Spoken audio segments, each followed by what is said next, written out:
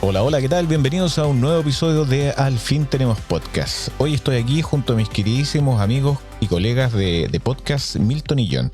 Vamos a tener un episodio súper entretenido porque vamos a hablar sobre un tema que en particular a mí me interesa porque tiene un poco de historia y tiene algo de ciencia, porque vamos a hablar algo de ciencias así como psicológicas. Así que bienvenidos. ¿Y cómo están, chiquillos? ¿Cómo estuvieron las últimas 2 semanas? Milton. Hola, ¿qué tal a todos? Muy bien, entretenido, un poco cambiante sí con el clima, porque hace mucho calor en las tardes y en las mañanas y en las noches, mucho frío. Así que ahí cuidándonos para no caer en los resfríos y en esta enfermedad estacional. Puta, excelente. ¿Y tú, John, cómo has estado? Bien, una semana bien movida porque he estado volviendo a entrenar en las mañanas tempranito, así que saliendo a trotar, aprovechando el frío en la mañana, y luego otro también me aproveché de vacunar por el COVID y la influenza, pues ya que está todo el tema de la campaña. Así que si pueden vacunarse, vacúnense. ¿Y a dónde fuiste a vacunarte? En el metro.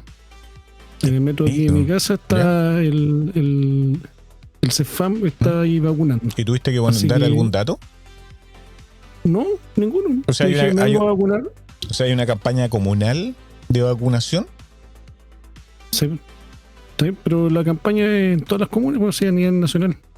Es raro, yo no lo he visto. Siempre están ahí en Los Leones y no lo he visto. Bueno, sí. Whatever.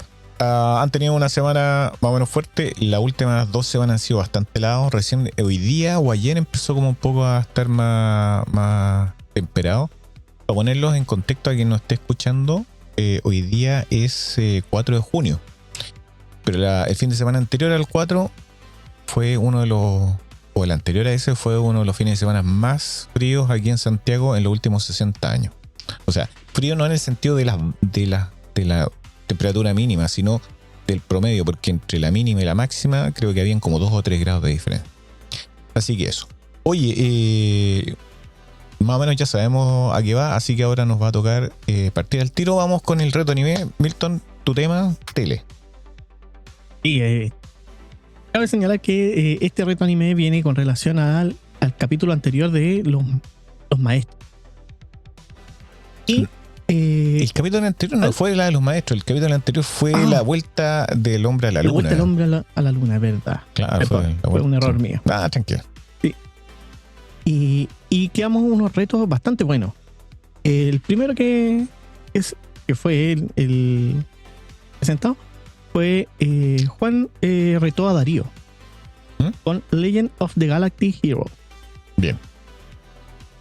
Bueno, voy a partir yo rapidito. Va a ser súper breve porque en realidad hubo una mala coordinación y me dieron un anime que no tenía en la primera temporada liberada al menos aquí en Chile por un tema de licencia. Pero de alguna manera yo vi la segunda temporada y me dio un contexto bastante cercano en lo que es el anime en general. Así que voy a hablar un poco de la primera temporada porque la encontré y la leí y la vi también. Pero va a ser breve porque no quiero que hayan spoilers sobre este tema. El anime que me dieron a mí fue Legend of Galactic Hero, pero en japonés se llama Ginga Eiyu Densetsu Tae Newe This Kaikou. Una cuestión gigantesca que al final es la leyenda de los héroes galácticos. Bueno, esto comienza en el año 796 UC. UC, ¿quién sabe qué es UC? Universal, Century, no tengo idea, pero algo de Universal. Cosmic, claro. O sea, año cósmico, una cosa así. Con la batalla de Astarte, donde el joven almirante imperial Reinhard von Lohengrin, por supuesto, un chico de la calle, ¿cachai? Campesino con ese apellido, muy AS1. No me hubiese extrañado que el segundo apellido hubiese sido Cast. Así que, bueno. Derrota a la flota superior de la Alianza de los Planetas Libres, usando una audaz maniobra táctica, ganándose el apodo del genio indomable. Paralelamente, conocemos a Yang Wenli, que suena como si fuera chino y es chino. Qué raro. Sí, suena y es. Es un historiador que se alistó en la Marina aliancista por una beca. Bueno, hay que decir que tenemos por un lado lo que es el imperio y por el otro lado que es una alianza de planetas libres que es como una democracia, en cambio la otra es una autocracia así como de reyes. Pero en ambos lados la corrupción es total. Y estos dos tipos tratan un poco como de limpiar de la corrupción sus propios gobiernos. ¿Ya? Pero están enfrentados porque esta es una batalla, o sea, este es un enfrentamiento que lleva más de 500 años, o de 150 años, creo que. Bueno, entonces se alistó en la Marina aliancista por una beca, y que pese a su deseo de paz, es nombrado comandante de la recién creada 13ª Flota. Su primera misión es capturar la fortaleza imperial de Iserlohn, considerada inexpugnable, y logra mediante un brillante engaño táctico que se consagra como el mago invicto. Mientras tanto, el imperio de Reinhard reprime la rebelión de Kastrop, un noble rebelde, y consolida su poder en la corte, enfrentándose a la aristocracia corrupta Kaiser Friedrich IV. La temporada también muestra el florecimiento activismo político en la alianza liderada por Jessica Edward, que también es una chica de pueblo, por supuesto por el apellido. Y Edward debe ser humilde. claro, debe ser en ese futuro debe ser todavía dueña del Mercurio por Edwards, que enuncia la corrupción del gobierno. El clímax llega cuando el alto mando imperial, temiendo el ascenso de Reinhard y la amenaza de Yang, lanza una ofensiva masiva contra la alianza. Reinhard, obligado a comandar pese a sus propios planes políticos, lidera la flota imperial hacia el corredor de Friesen. Yang, por su parte, es llamado de vuelta a la capital aliancista para recibir órdenes, pero es arrestado por razones políticas antes de poder comandar la defensa. La temporada termina con la flota imperial avanzando avanzando imparablemente hacia el territorio aliancista, y Yang bajo custodia, dejando el destino de la alianza en el aire. La primera temporada, los tipos se desarrollan las dos historias en paralelo, pero no se enfrentan. En las otras temporadas ya tenemos cosas más enfrentadas entre ellos dos, que yo no voy a entrar en detalle por una cuestión de que no quiero dar spoilers, pero déjenme decirle a ustedes dos que este debe ser uno de los mejores animes de estrategia y de guerra que he visto. Y según los puntajes de distintas páginas de anime, está casi en la perfección, ¿cachai? O sea, para nosotros que nos gusta toda esta cuestión de los mechas y también de un poco de la guerra en términos de anime, debe ser uno de las mejores que está hoy por hoy disponible para que nosotros lo veamos de forma gratis, la segunda, tercera y cuarta temporada, pero no la primera. La primera todavía tiene los derechos. Claro, gol de media cancha. Bueno, aquí tengo mis puntajes, ¿eh? Voy para los puntajes. Y tengo que decirlo que es bastante grande. Tengo 9,5 en el desarrollo de personaje. Tiene una profundidad psicológica excepcional y gran dinamismo. El desarrollo de la historia, un 9. ¿Por qué un 9? Porque solamente se desarrollan estas dos historias paralelas que nunca se enfrentaron. Entonces, yo le hubiese dado más si se hubiesen enfrentado en un cliffhanger así súper fuerte. Y eso es por el tema trama densa, política y con un ritmo de ajedrez galáctico. O sea, no es de acción así como tú queráis, pero cuando hay acción, hay acción. ¿Ya? En animación 185 es moderna, limpia y muy superior a la versión clásica del 88.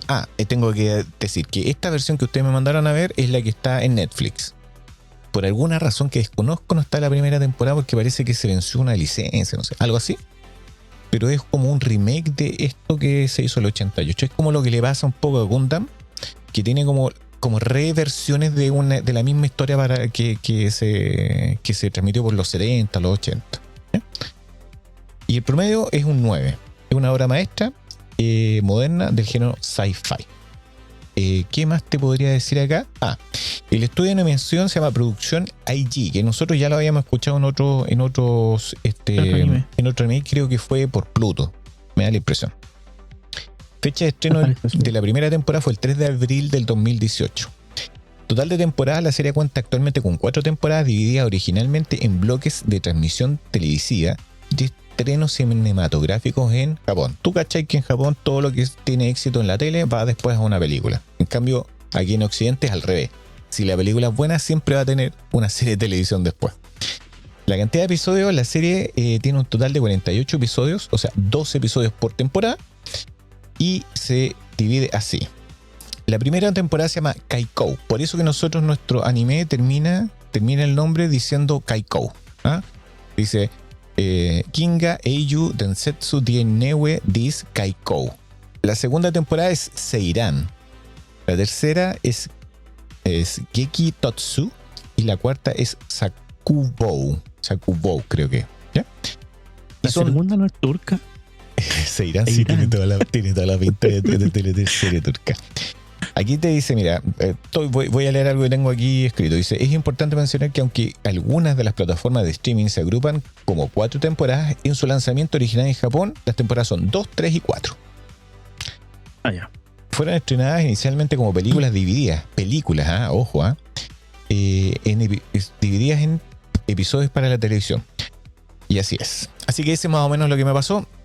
La verdad es que yo se los recomiendo. Si pueden encontrar la primera, bien. Si no, tírense nomás con las que están ahí disponibles. Porque puede que yo esté equivocado. Porque aquí dice, en Japón las temporadas son las 2, 3 y 4. O sea, no tiene sentido, claro. Pero dice 2, 3 y 4. A lo mejor están tirándolo igual como en Japón. ¿Ya? Así que sí, eso es. Pero por ejemplo, yo lo busqué en mi aplicación donde veo todos los animes. y en esta aparecen 4 versiones. Entonces ahí me cuadra lo que decías, que eran 48 capítulos, 12 versiones, 12 capítulos por temporada. Pero como tengo que entrar a cada una para saber cuál es el resto del nombre, ahí podría ser que mira, tenga las 4. Yo te agradecería. Yo las voy a bajar. ¿Sí, John? ¿Están todas las temporadas? Es que eso es lo que estamos discutiendo, porque no sabemos, porque según los japoneses son 2, 3 y 4, está en Netflix 2, 3 y 4, también como en Crunchyroll, pero Milton tiene 1, 2, 3 y 4. Pero Milton, yo te agradecería si tú pudieras echarle una mirada, pasa el primer capítulo de Netflix y pasa el primer capítulo que tenés tú de la primera temporada en esa aplicación, y si son lo mismo, bueno, es una cuestión de cómo lo clasificaron y no de si existe o no existe. Claro, sí. ¿Ya? Échale esa miradita y yo te lo agradecería enormemente si eso hace. Ya, pues sigamos. ¿Quién le toca el siguiente? El segundo reto anime es el reto que recibió el Juan. A mí. Se llama... Exacto. Te lo di yo. Sí, tú me lo diste. Sí. Se llama Uchu Ki Odai. O la traducción. Spice Brothers. Mejor. Spice Brothers. No es Spy, es Space, porque Spy serían espías. Space Brothers. Sí, Space Brothers. Bueno, este anime es del 2012 y fue creado por Chuya Koyama. Koyama, sí, perfecto. Y trata de 2 hermanos que son desde pequeños, por ahí por el año 2006, vieron un supuesto ovni. Entonces, desde aquel entonces se propusieron ser astronautas y poder llegar a la luna y todo el tema. El tema es que esto se ambienta tanto en Estados Unidos como en Japón, más que nada en las instalaciones de la NASA y el JAXA, que es la agencia espacial. La base espacial, la agencia espacial, digamos, de Japón. Entonces, ¿qué pasa? Que en el caso, los protagonistas, estos 2 hermanos, se llaman Muta, que es el mayor, y Hibita, que es el menor, ¿ya? Y Hibita viene siendo al principio, inicialmente, viene siendo el más exitoso, porque llega a ser astronauta y llega a proyectos espaciales con la NASA, y le da súper bien, el compadre, así ya, un gentleman, ¿cachai? Le sale todo bien. En cambio, a Muta, que es el protagonista, pero el hermano mayor, quedó atrás, ¿ya? De hecho, está trabajando, digamos, en una empresa de autos, lo desemplearon porque le pegó un cabezazo al jefe. Entonces, como que le salía todo mal, y ya bordeando, digamos, ya estando ya más viejo y todo el tema, estaba como el tema de la frustración, de por qué él veía a su hermano menor triunfando así como en la luna y él no. Entonces, la familia de cierta manera interviene y hace como una jugada, digamos, para que se vayan, digamos, para que lo hagan, lo inscriban, digamos, en la JAXA, que es la Agencia Espacial de Japón. Entonces se inscribe y aquí empieza todo el tema real, de cierta manera, que es lo que más me gustó del anime, porque se muestra mucho cómo en esta agencia espacial, ya sea de la NASA o de Japón, cómo se preparan. Ya tienen un realismo súper... El creador, digamos, que Chuya Koyama, fue como que estudió muy bien todo este tema de la preparación, la ambientación, los espacios, las inscripciones, y en eso más que nada se basa este anime, la ida a la luna, después posteriormente a Marte. Así que ese me gustó, de una temporada. Son 99 episodios la primera temporada, grandota. Y eso más que nada. En las puntuaciones podríamos decir que en la animación le pondría un 8.8. Sí, un 8.8. En la trama yo me la juego con un 9.2. Porque tiene detalle.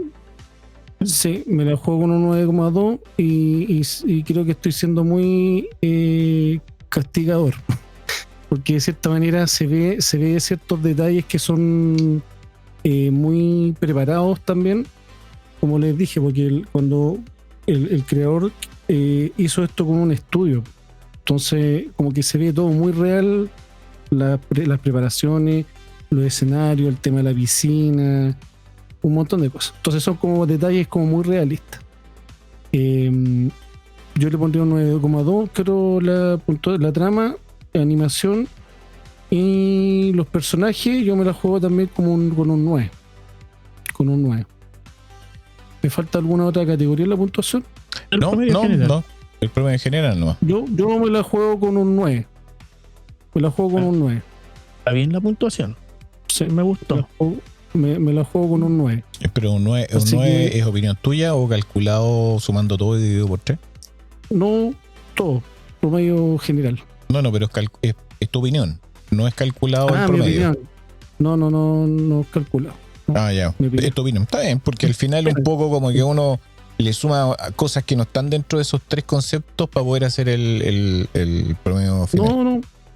No. Oye, se parece un poquitito a la historia de For All Mankind, porque es como súper realista. Me da la impresión que es así, como súper realista en términos de cómo llegan a la luna, a Marte, todo eso, ¿cierto? Sí, es que se nota en los detalles, se nota que hubo una preparación, un estudio antes de hacer el anime. En todo caso, no fue como ya tiremos que salgan trotando, practicando la inscripción, hasta las postulaciones son como súper realistas. Entonces, claro. Bien ahí, súper bien. Y eso es lo que en lo personal a mí me gusta, porque como algo más realista, pues no tan ficticio. Y tiene también la trama también va por el lado, tiene drama, tiene ficción, tiene hartas cosas. El anime va a estar, los detalles, digamos, del anime de cierta manera está súper bien ambientado. ¿Y el dibujo te llamó la atención? ¿También eran como naves como las que harían acá, o son naves así como el estilo Gundam, que no tienen sentido alguno de la aerodinámica? De alguien. Claro. Todas me parecieron súper coherentes y reales. Ok. Mira, yo que lo vi un poco, tiene mucho de tomar cosas reales para plasmarlo ahí. No son cosas como al azar, no son cosas ficticias ni cosas un prototipo inventado que sale 20 años después. Uh-huh. Entonces, o sea, es que hay una tendencia en las películas. Disculpen que les interrumpa. Hay en las películas y en las ¿cómo se llama? En las animaciones, que hace unos 10 o 20 o 15 años atrás comenzó como a salir lo que se llama el hiperrealismo, que todas las cosas tienen que no solamente sentirse reales o verse reales, sino también posiblemente ser reales. Ya tienes ahí, por ejemplo, lo que ustedes están hablando, también For All Mankind. Tienes también esta... ¿cómo se llama esto? Esta... pucha, no me acuerdo cómo se llama la serie, pero también hay una serie que es del espacio que está en Amazon. Se llama Expanse, así se llama, Expanse. Donde los tipos, por ejemplo, cuando van de un planeta a otro, los tipos giran la nave, agarran, bueno, una velocidad tremenda, giran la nave y ponen como el motor hacia el planeta, encienden los motores para poder desacelerar. Entonces, Claro. todo está como calculado científicamente como para poder que funcione, ¿cachai? O sea, el tipo, si entra en Que sea órbita, atractivo. claro, si entra en órbita tiene que ser teóricamente real, ¿cachai? Entonces, series como animes como la que dice el John, series como la de For All Mankind y esta de Expanse, son de esta línea como hiper realista. Y por el otro lado tenéis cosas como Gundam, ¿cachai? O tienes otras series de televisión como por ejemplo, o películas como Los Guardianes de la Galaxia, que no son reales en términos tecnológicos ni en términos físicos, ¿cachai? Son más bien fantasía. Así que te encontráis con este tipo de cosas, John, como la que te acabáis de ver, que son súper atractivas porque y bueno, para alguna gente son fomes porque le falta acción, pero al final son realistas porque el tipo pasa por lo que tiene que pasar, ¿cachai? Es como lo que hicieron también con Misión Marte, el tipo que tuvo que quedarse en Marte y plantar las papas y toda la cosa, va en esa línea. Dime, John. Claro, de hecho tengo un dato curioso también de que fíjense que el 2016 JAXA, ¿El estudio? ¿cómo se llama? No, es como la NASA de La Japón. agencia espacial, creo la NASA de Japón, mandó un cohete, el HIA, ¿Ya? y lo mandó el 2016, lo llevaba, digamos, con un satélite meteorológico.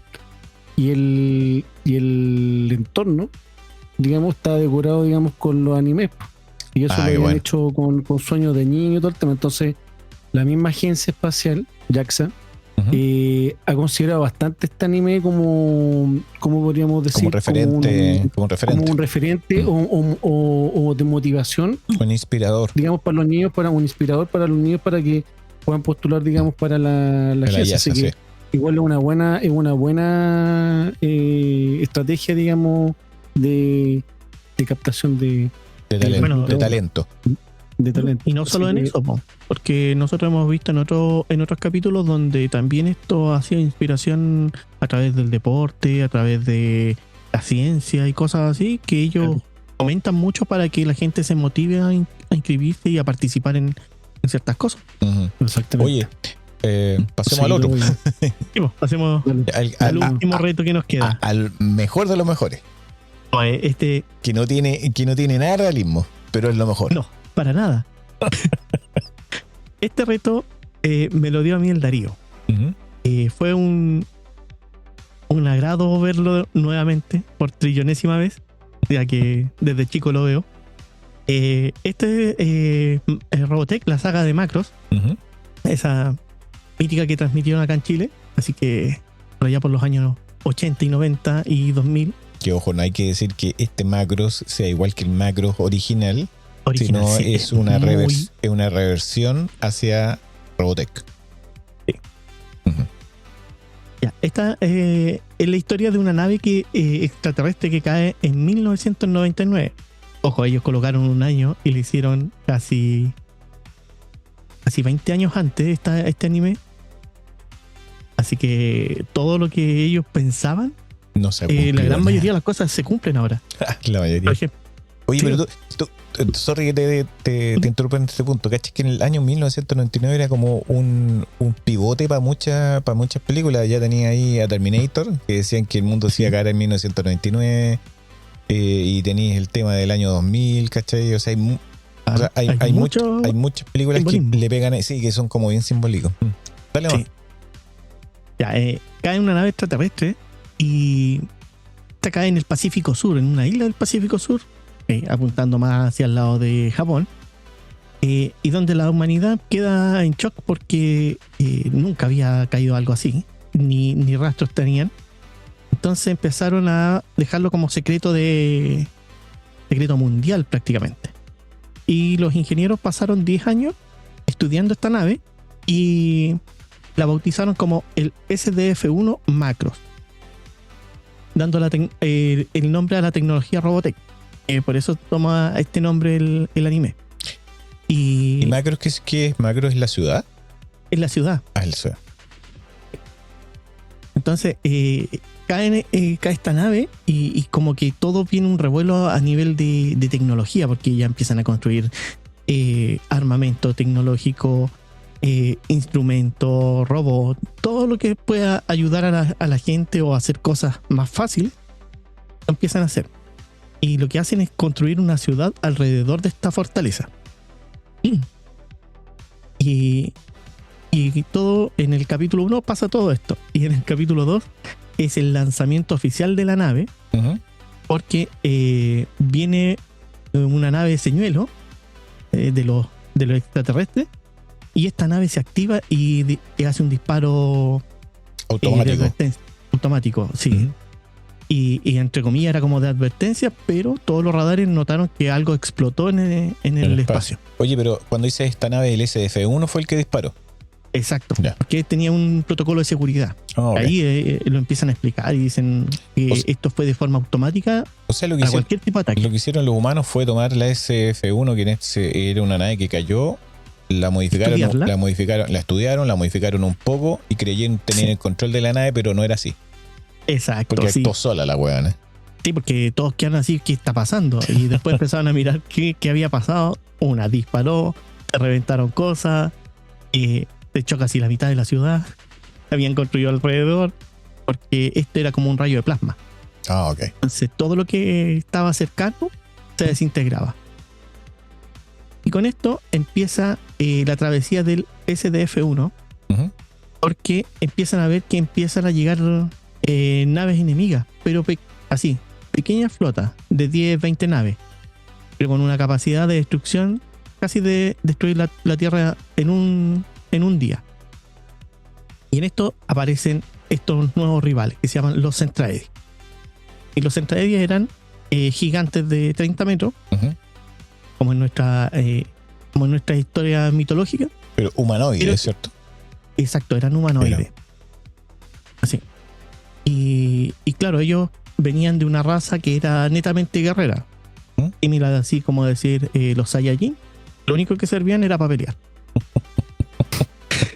Hacer un guiño con otro de anime.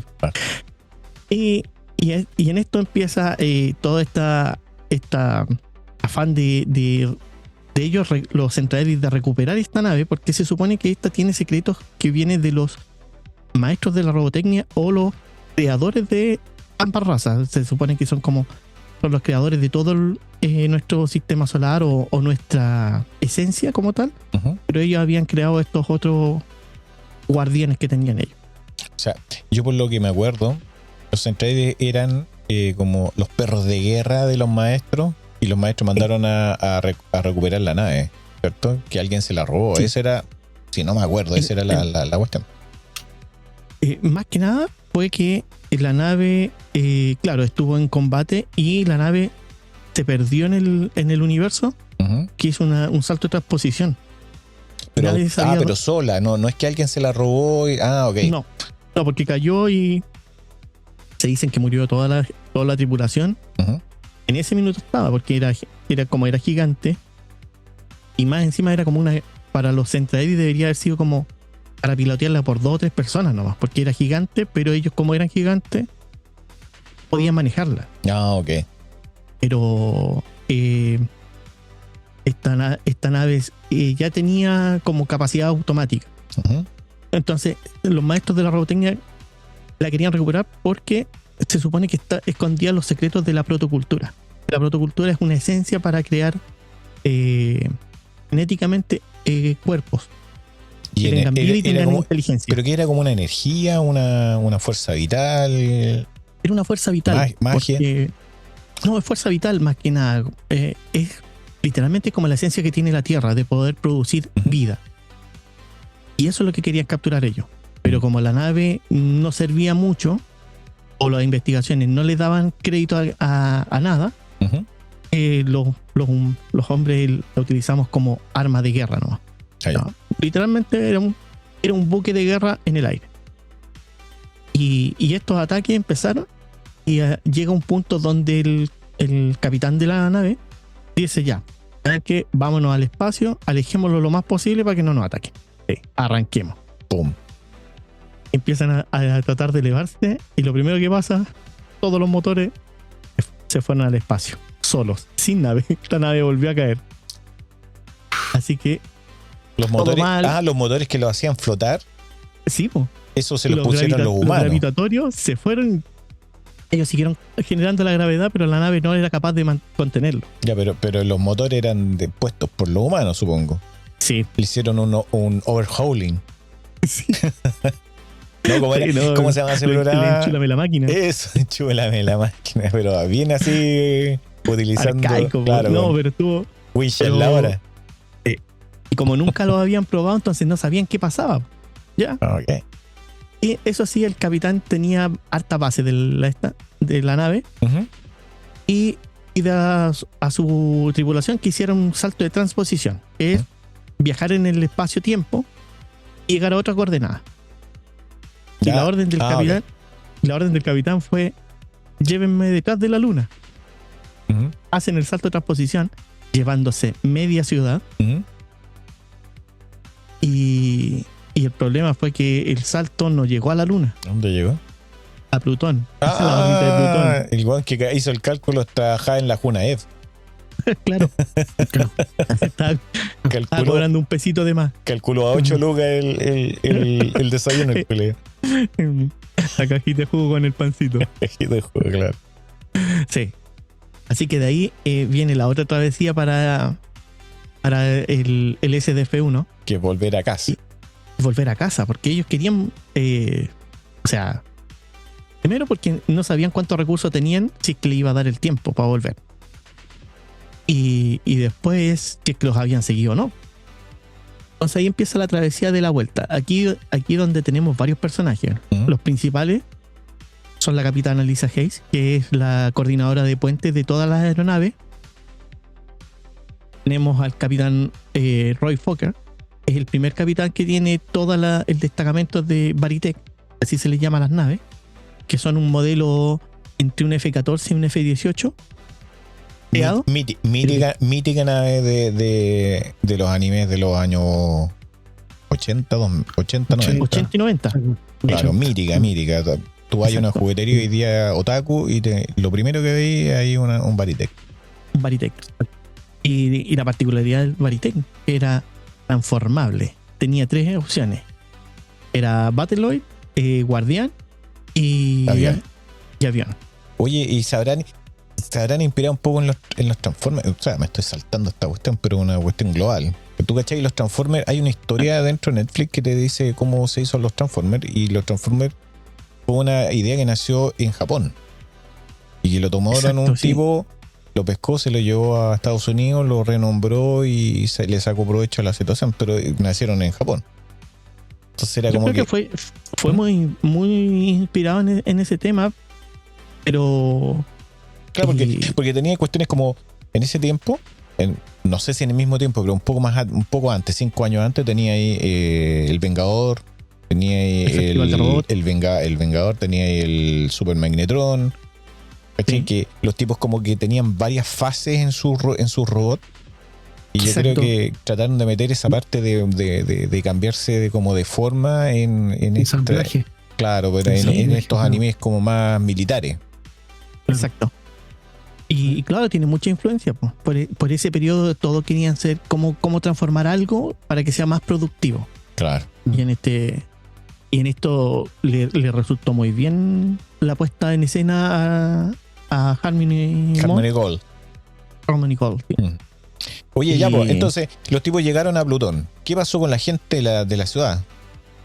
Primero, la gente que quedó en la ciudad, que iban ahí, algunos murieron, pero la gran mayoría fueron rescatados casi instantáneamente y lo hicieron meterse dentro de la nave. Eso fue antes del salto. Los metieron adentro para que se protegieran de los ataques de los de los Centra Eddy. Sí. Y después en el claro, salto. era el único escudo que podían tener ellos. Claro. Los únicos que quedaron fuera fue el Rick Hunter con la. ¿Cómo se llama? Lin Con la May. Lin May. Sí. Sí. Oye, y Se quedaron en el avión. ya, entonces estáis dando la lista de. Estábamos dando la lista de personajes. Te quedaste con Roy Fokker. Sí, Roy Fokker. Ya. Que el primer capitán que tuvo El Escuadrón Skull. los escuadrones. Mm. El Escuadrón Skull, que es el principal, como el de Elite. Mm. Después tenía a Rick Hunter, que fue el segundo capitán y mejor amigo de Roy Fokker. Y nuestro personaje principal. Sí. O uno de ellos. Tenemos a la generadora de más problemas para Rick Hunter, Lin May. ¿Ya? Era prácticamente con ella y Lisa hacen el triángulo amoroso. Ya. Porque en todas estas etapas tienen guerra, amor, desamor y mucha risa. Tenemos los personajes secundarios, Capitán Global. O sea, yo creo ese es un personaje que se ganó el puesto de personaje principal, weón, desde el principio. Bueno, El viejo no pone ni un puñete en la serie, pero se gana, weón, uno de los mejores el respeto de personajes. todo. Con el protagonismo. después del informe global, que es como el resumen, weón, de todo el anime. Tocas. Y lo peor de todo es que el resumen de como 20 capítulos. Lo hacen en un puro capítulo. Ya, ¿y quién más tenía parte del capitán? Tenemos a Claudia Grant, la Claudia Grant. Sí, que la negrita, la polola de Roy Fokker. No digamos negrita, digamos afrodescendiente, por favor, porque si no nos van a banear de todos lados. Oh, verdad, tenés razón. Sí. Sí, Y por favor. tenemos también a Max Sterling. Ah, bien, good. Sí. Lo puedo decir el mártir Mac Dixon. ¿Quién es Mac Dixon? Perdón, Ben Dixon. Ben Dixon, el gordito. El gordito, el cadete que muere. Uh-huh. El mejor amigo del Sterling al principio. Al principio, sí, pues sí. Él era el segundo teniente y Max era el tercer teniente que tenía Rick Hunter. Y también tenemos a... Dentro de los malos, ¿quiénes tenéis? Tengo Lord Retail. Ya, el viejo de la Exodus. máscara de hierro. Sí, que era el comandante de las tropas Centra Eddy. ¿El Exodus quién era? El Exodor era su consejero. El cabezón chico. Sí, el que estaba al lado siempre. ¿Eh? Tenemos a Chiron, Ah, el personajazo ese. general, pero de los acérrimos de las batallas. Uh-huh. Sonia es la otra general. Oye, explica por favor esa weá entre hombres y mujeres dentro de las formaciones centrales, que es una de las características principales y del por qué todo se vino abajo al final de la serie. Claro, los Centradis tenían la tradición de que ellos, aparte de ser gigantes, ellos no se mezclaban entre ellos. O sea, no habían hombres en Con conjunto mujeres. con las mujeres. Porque se dice que en uno de los capítulos hablan de que el contacto entre la parte femenina y la parte masculina generaba mucho más problemas y ellos estaban solamente para la guerra, no estaban para hacer nada más. O sea, ellos eran como clones. Eran clones y que no tenían sentimiento, entonces O sea, no tenían ese roce. Espérate, no eran clones como tal, ¿cierto? Eran creados en base a. probetas gigantes, ¿cachai? Pero no eran clones porque al final todos eran diferentes. Hacían mezcla nomás genérica y pum, salió un weón. Sí. Eran como Eran puras ovejas Dolly. como Cero emoción. No eran clones porque no habían dos weones iguales. Y mezclaban nomás y salía un weón, así como esos polvitos que salían esos pescaditos chiquititos, los Sea Monkey. Una weá así. Sí.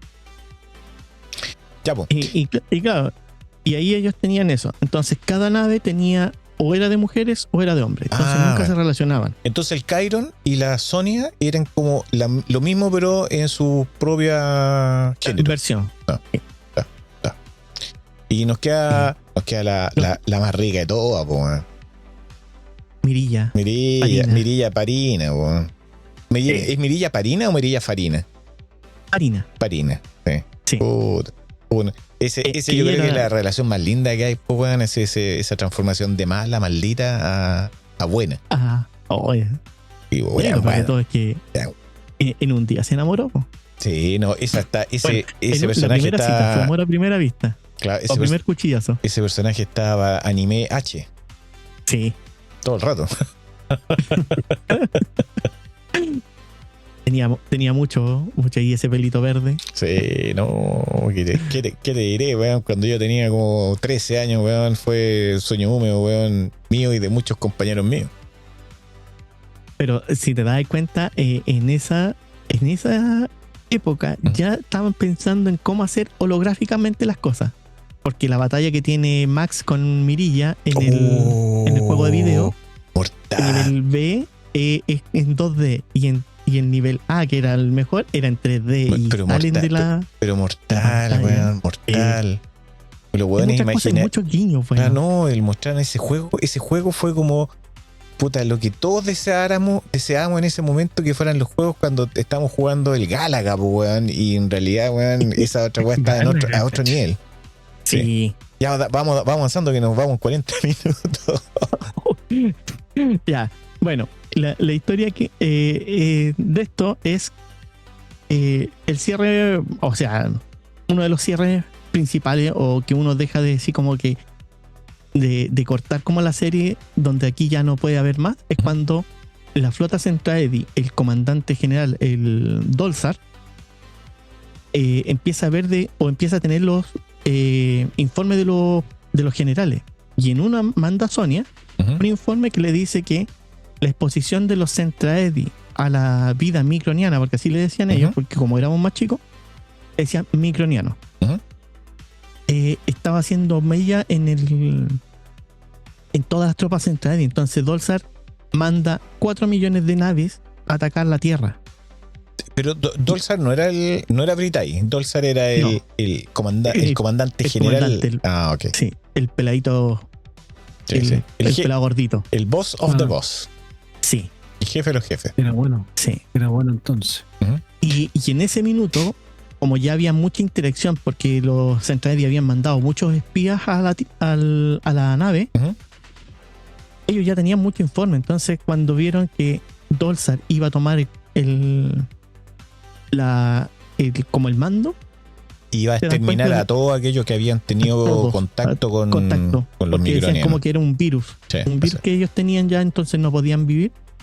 Y se alía la Tierra con Britai. Con Britai. En una jugada estratégica así de Exedor. Exedor hizo toda la negociación porque él era como más político. Y lo que intentan hacer, o lo que hacen realmente para vencer a la tropa, es hacer habían inventado los ingenieros del SDF-1 una barrera que cubría toda la nave. Porque originalmente eran unos puntos. Sí, la defensa de punto alfiler. Yo me acuerdo que en el anime aparecían unas minas moviendo así como un trackpad, weón, así a todo dar, weón, y nunca le pegaban, nunca podían bloquear ni una weá, pues. Claro. Así que, y esa tenía un periodo corto de utilización, porque después se sobrecalentaba y generaba una explosión como de supernova. Ok, right. Entonces lo que hicieron ellos fue embestir la nave principal, activar el escudo, sobrecalentarlo y hacer que toda la nave principal se destruyera, porque decían, literalmente somos como abejas, destruyen la colmena y todas las naves se dispersan. Entonces aquí es donde ellos hacen un ataque general a la Tierra, destruyen la Tierra y el SDF-1 va contra esta nave y... ¿Cómo se llama ese capítulo? ¿Mm? ¿Cómo se llama el capítulo ese? La fuerza de las armas. La fuerza de las armas, sí. Ese es el capítulo donde se define la batalla final. Y el amor, entre comillas, sí, de Rick Hunter. Exacto. Y claro, este anime, para los años que tiene, es muy bien producido. A mí la historia me gusta bastante. ¿Cuántas veces la he visto? Si las pudiera contar, te diría. Pero, por ejemplo, trato de verla una vez al año, 2 veces al año. Que no se te olvide. Oye, sí, no, es que para mí es de culto ya. ¿Te puedo hacer un resumen ultra mega rápido de la weá? ¿Ya? Ya, voy a hacer un resumen súper rápido. Una nave que es de los maestros de la robotecnia acá en la Tierra, y en 10 años la gente estaban en una tercera guerra mundial, se detiene la tercera guerra mundial al darse cuenta que existen fuerzas extraterrestres, los países salían, analizan la nave, la modifican en esta isla que se llama Macros, que te voy a decir que es muy parecida a la isla Pascua, y de hecho hay muchas referencias a que está, si no está al lado, es la isla de Pascua. El tema es que luego que llegan los Centraedis, porque detectan la nave cuando la activaron, esta nave dispara. El comandante global toma la decisión de hacer un salto hiperdimensional y se lleva a Macros con ellos, pero desarrollan meten a toda la ciudad dentro de la nave, y en Plutón deciden volver a la Tierra y se empieza a desarrollar como una sociedad dentro de la nave, donde tienen negocio, tienen todas las cosas. Está Lin May con Rick Hunter y Lisa Hay, que son los principales. Lin May empieza a cantar y empieza a tener un desarrollo artístico dentro de la nave, y Rick Hunter se mete de lleno ya en la parte de militar. Hay un par de capítulos donde ellos están atrapados, la Lisa la Lin con Rick Hunter, y como que se acercan mucho y él se enamora de ella y ella se enamora de él también, pero sus ambiciones personales evitan que le permita acercarse como relación. El primer tercio de la temporada se desarrolla entre el viaje entre Plutón y Marte, y hasta ese punto todos los enemigos son enemigos y todos los buenos son buenos. Y de Marte hacia la Tierra ya empieza a haber un cambio donde empieza a haber más interacción con los Centraedis, y los Centraedis se empiezan a enamorar un poco de la cultura microniana. Algunos que lo rechazan totalmente y hay otros que lo adoptan así absolutamente. De hecho, hay 3 espías que llegan adentro del SF-1 y se transforman básicamente en los perritos falderos de Lin May. Muere Roy Fokker. Y Claudia Grant queda así como una especie de viuda eterna. Y la Lisa Hay odia a Rick Hunter, pero igual tiene una relación con él porque ella es su comandante directa, la jefa de todo esto. Y en esta transición, esto capturan a la Lisa, creo, y porque va en una nave que se llama el Ojo de Gato, creo que se llama. Y Rick Hunter va y la rescata, y ella como que tiene ahí un cambio y como que ya no lo ve así como el estúpido que maneja una nave, sino ya lo ve de otra manera. Luego Dolzar, que es el comandante de los jefe, detecta que hay mucho contacto con los micronianos. Producto parece que es una llamada de Chiron, que era, de Sonia, eso. Que bueno, esos dos eran súper malditos, así que no los puedo evitar.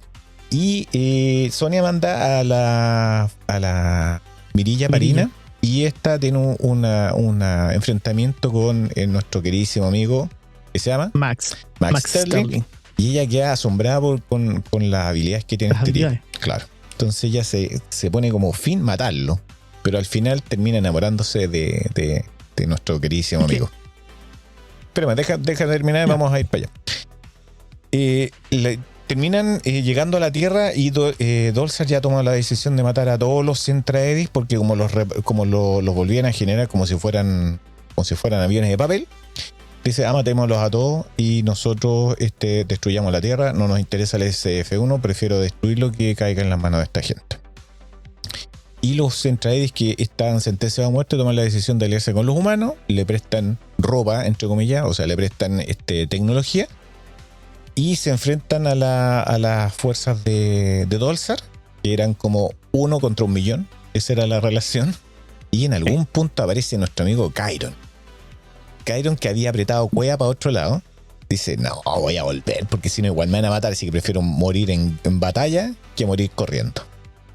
Y por esas cosas el destino, no sé qué mierda pasa, y Chiron con la Sonia quedan agarrados y se enamoran los dos. ¿Cachai? Entonces los dos van a la guerra junto con su fuerza y apoyan a los humanos, y el comandante global toma la decisión de meterse adentro de este como asteroide donde está Dolzar, y hace explotar la barrera y destruye este asteroide, y por supuesto a Dolzar y a todo su séquito. Por lo tanto toda la fuerza de los Centraedis queda diezmada en términos de liderazgo. Entonces cae el SF-1 a la Tierra y cae en Denver, creo. creo, si no me equivoco, y cae en uno de los cráteres de que fue producto de todos los disparos contra la Tierra que destruyeron toda la Tierra. Y ahí es el último tercio de la serie, o lo último cuarto de la serie, se desarrolla ahí en esta interacción entre los seres humanos con los Centraedi, que empiezan a micronizarse para poderse mezclar con los humanos. Y hay algunos que quedan gigantes, por ejemplo, los que se fueron a la Amazonas con Chiron, donde ellos reparan una nave y en la última gran batalla levantan una nave y la tiran contra el SF-1 y lo diezman, lo quiebran, ¿cachai? Y ahí queda botado el SF-1. El asunto es que en términos de amoroso, la Lisa Hayes queda como... alcance? Al que quiebran era al SDF-2. Pero es el mismo, porque no le ponen SF-2 porque como que lo rearman, pero al final es lo mismo. Pero es como que estaban los dos juntos. No, es lo mismo, si lo que pasa es que le pusieron un edificio más nomás. Pero es el mismo SF-1 remasterizado.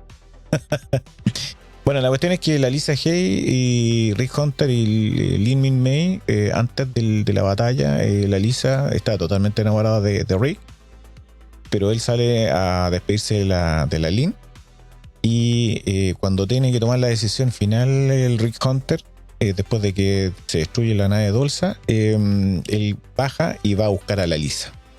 O sea, él descubre que finalmente ese amor juvenil con la Lin Min May en realidad para él es mucho más importante el amor como de madurez que tiene con Lisa. Y en el último cuarto hay toda una relación bien rara ahí, como que el weón es un saco hueá porque como que quiere comer en los dos platos al mismo tiempo. Pero llega un punto en la última escena del último capítulo donde él le dice a la Lin, no puedo estar contigo, yo amo a la Lisa, y se queda con él y terminan abrazados con una nieve en el fondo, y la Lin sale de ahí para otro lado a cantar porque se transforma en una artista. Que déjame decírtelo, que ella en realidad fue la que causó que cayeran los Centraedi, porque todos quedaron locos cuando ya la escucharon cantar. Sí. Ese es el resumen. Aunque el beso igual, el beso de Rick con Lisa también lo dejaba... Si este otro repartió lengua por todos lados. También favoreció. El beso también favoreció. Pues sí. Los Centraedi se llegan a desmayar. Es muy difícil. Bueno, es muy difícil en todo caso hacer un resumen de la primera temporada, porque son muchos capítulos y hay muchas micro historias como para poder contar. De hecho, daría como para 2 o 3 resúmenes. Oye, sí. ¿Quién? Robotech, no Macro. ¿Quién la produjo? Harmony Gold. Harmony Gold es una empresa americana. Sí. Yeah. Lo que pasa es que esto es como en su minuto lo que acabamos nosotros, Daro, la temporada pasada, que Macro viene, la original, son 3 sagas. Y esto, Harmony Gold, en su minuto, me acuerdo, lo hicieron, la tomaron como base, pero solamente la idea, porque ellos hicieron todo el diseño nuevamente, a mano prácticamente, y para hacer calzar la historia, más que nada. Sí, mira, básicamente lo que hicieron fue mandar a rehacer la animación de Macro, con menos calidad por supuesto, para poderla emparejar con las otras 2 series de televisión que eran totalmente distintas. Sí. Porque la primera, Macros, venía de una serie que se llama Super Dimensional Macros. Después tienes Super Dimensional Southern Cross y tienes Super Dimensional Orgus. Esos son 3 series de la misma línea, pero ellos tomaron las primeras 2, que es la Southern Cross y la Macros, y le agregaron una que se llama Mosfera, y con eso hicieron toda la saga de Robotech. Pero la americanizaron, le cambiaron los nombres, ¿cachai?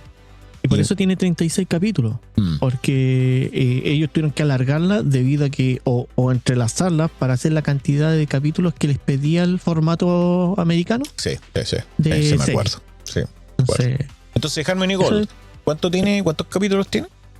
36 capítulos tiene. 36. Luego tiene como un autodespertar, porque tiene por ahí tiene como Robotech 2, que es una película. No. Saliendo de ahí, de esas 3, después tiene Robotech 2, que es una película muy mala que está en YouTube. Así que por favor, el que quiera quiera, por favor, véala ahí. Y después tenemos también otra que se llamó Robotech 2, porque hay dos Robotech 2, una donde hay una historia que crearon los gallos de Harmony Gold que no le pegó, que me la encontré hace como una semana atrás, y que es malísimo. Y la Robotech 2 que luego fue como la canon, que cuenta la historia de Rick Hunter después de casarse con la Lisa Hay y que se van al espacio y se van a buscar a los maestros de la robotecnia, creyendo que son buenos cuando los tipos son malos. Oye, bueno, de hecho ahí es como hace el guiño para después hacer el enlace a la Cruz del Sur, como que eso viene a ser como el complemento que le faltaba para hacer el nexo de. Sí.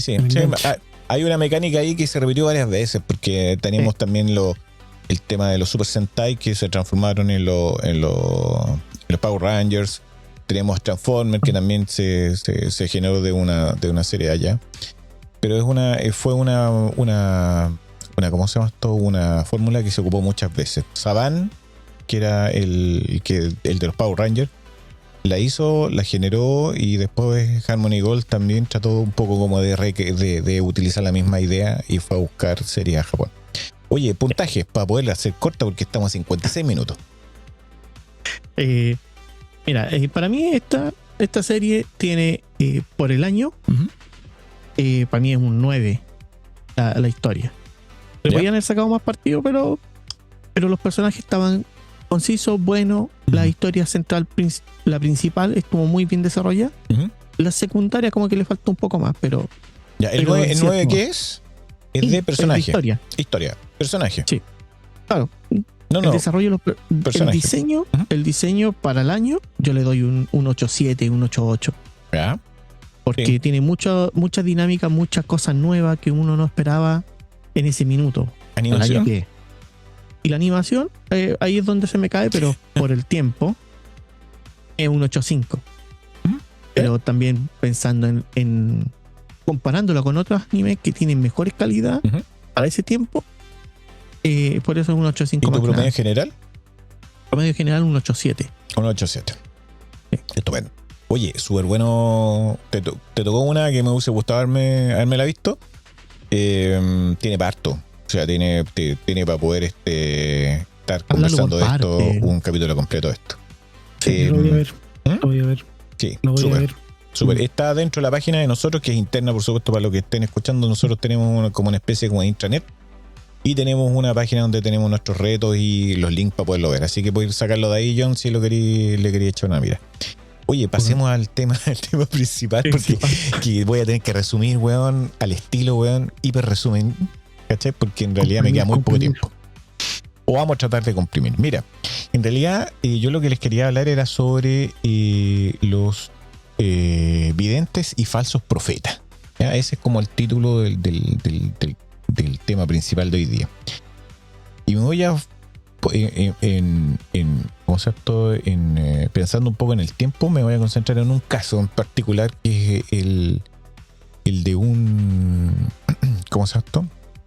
El de un tipo que se llevó a un montón de gente a la Guyana y hizo algo que es impensable, pero que tiene que ver un poco con el tema de las manipulaciones también mentales y cómo te controla, ¿ya? Déjenme leerle un par de cosas. Yo les voy a dar pausa para que ustedes me quieran preguntar, porque es bien interesante, así que si quieren tomen nota. Mira, en 1955 el psicólogo Leon Fritzinger hizo una pregunta muy simple. ¿Qué pasa cuando una profecía falla? No cuando acierta, sino cuando falla. Estrepitosamente, ojalá. Metió investigadores, o sea, los mandó así como una espía en ¿cómo se llama esto? En un culto que aseguraba que el 21 de diciembre llegaría el fin del mundo. Estamos hablando de 1955. Ojo con eso. Esto se repite muchas veces, pero tiene un porqué y ya lo van a saber por qué. Spoiler, no llegó. Jamás llegó el fin del mundo, porque estamos hoy día en el 2026 y todavía seguimos vivos, o creemos que estamos vivos. Y lo que descubrieron no fue que los miembros se fueran avergonzados de esa como especie de secta, sino descubrieron todo lo contrario. ¿Ya? Y eso es como contraintuitivo hacia nosotros, porque tú, si algo te falla, tú le das la espalda y te vas de ahí. ¿Ya? La mayoría de la gente asume que ante una mentira evidente los seguidores abandonarían al profeta. Eso se ha visto, se hicieron algunas pruebas, se hicieron algunas ¿cómo se llama esto? Encuestas en la calle y todos decían, no, yo me voy aquí y allá. Pero la verdad es que va en contra de toda esta lógica de las personas. Y tiene sentido que te digan que abandonaría. Esa sería la respuesta más lógica, pero la realidad es totalmente opuesta. Después de que la profecía falla, los miembros no se van, ¿cachai? No se van cuando están dentro de una secta. Se vuelven más devotos, empiezan a proselitar. ¿Qué significa proselitar? Significa a salir a hablar sobre el tema y tratar de convencer a más personas, con más fuerza. Necesitan convencer a otras personas para convencerse a sí mismos de que no estaban tan equivocados. O sea, lo hacen para no tener esa carga de conciencia y decir, sí, la cagué. ¿Cachai? Esa necesidad se llama disonancia cognitiva. Y ténganlo presente porque este tipo de definiciones van a estar bien presentes dentro de lo que yo les voy a decir. Concepto. Es un concepto, sí, pero también es como una banderita que tiene un nombre muy especial, la disonancia cognitiva, que tú prácticamente lo usas mucho y no te das cuenta. Y es el motor de una máquina que ha funcionado durante milenios. O sea, durante milenios, el tipo que decía que se iba a caer el mundo se ha repetido 20.000 veces. El tipo que viene y es un profeta falso también, ¿cachai? Porque usan la disonancia cognitiva. ¿Cuál es el caso extremo de este control? O sea, ¿dónde nosotros nos podemos encontrar con esto claramente para poder reconocerlo? ¿Ya? Yo les voy a decir justamente el caso en el cual me voy a concentrar. Para entender esta máquina, miremos la caja negra del control mental. Jonestown. Jonestown es una ciudad o una micro ciudad que se generó en las Guyanas. James Jones, que era quien creó esta ciudad, no empezó como un monstruo. En los años 50 era un pastor progresista. Integraba a su iglesia y ayudaba a adictos. Su capital de confianza era inmenso, o sea, la gente confiaba muchísimo en él. Pero tenía un don, la lectura en frío, que es otro concepto que ustedes tienen que tener ahí presente. Lectura en frío, que es lo que usa, por ejemplo, el Mentalista en la serie El Mentalista. ¿Cachai? Usa mucho lo que es lectura en frío, que se fija en algunos rasgos, tiene una conversación con la gente y de acuerdo a cómo ellos se ponen la cara o reaccionan, el tipo te saca conclusiones. Te miraba hacia los ojos y te hacía sentir que eras la única persona en el mundo. O sea, te hacía sentir muy importante. Para 1977 tenía más de 900 personas en la selva de la Guyana. No la Guyana francesa, sino la Guyana. La que está al lado de Venezuela y con la que Venezuela quería agarrarse combo. Ahí. Pero ¿cómo logran que 900 personas se acepten tomar un vaso de cianuro? Porque esto fue lo que pasó. ¿Sí? Desvivieron. Pues no voy a decir la palabra porque nos van a banear. ¿Cuáles son los mecanismos de control que se utilizaron? Bueno, primero fue la disonancia cognitiva. Tu profeta dijo que el mundo se acaba. El mundo no se acaba. Tu cerebro no soporta el conflicto, así que cambia la realidad. No es que la profecía fuera falsa, es que mis oraciones detuvieron el fin del mundo. Segundo, el aislamiento progresivo. Otro concepto que tienen que entender. Jones no te pedía mudarte a la selva el primer día. Empezaba con pequeños sacrificios. Dona esto, rompe contacto con tu familia. Cada paso parecía razonable y pequeño. Tercero, compromiso público. Cuando declaras frente a 900 personas que Jones es un profeta, retractarte no es solo admitir un error, es destruir tu propia identidad. O sea, aquellas personas que frente a todos dijeron este tipo es un profeta, eran los que aunque sabían que no eran profetas, lo iban a seguir hasta la muerte porque preferían meterse en un error que aceptar que estaban equivocados. La otra pregunta es, ¿esto es aplicable a la era moderna? El 18 de noviembre de 1978, Jones grabó los últimos 45 minutos de su vida. 909 personas murieron ese día, entre niños, mujeres y hombres. Pero hoy el profeta ya no necesita una túnica ni un escenario, necesita un algoritmo. Esto se llama lectura en frío, que volvemos a verlo acá. La técnica de los espiritistas del siglo XIX, esos que te venían y te decían, oh, estoy escuchando a tu pariente muerto, a tu esposo muerto, y le decían cosas a las viudas, que las viudas entregaban toda su fortuna, ¿cachai?, para poder conversar con su marido muerto. Eso era la lectura en frío. Pero con la potencia del algoritmo. O sea, ahora en vez de que te vean tus cosas, o sea, te hablen de las personas, lo que hacen es un algoritmo que está corriendo. Y este algoritmo sabe que buscaste a las 3 de la mañana. Cuando escuchas un mensaje diseñado para ti en un momento de vulnerabilidad, tu cerebro hace clic. ¿Cómo podemos defendernos de esto?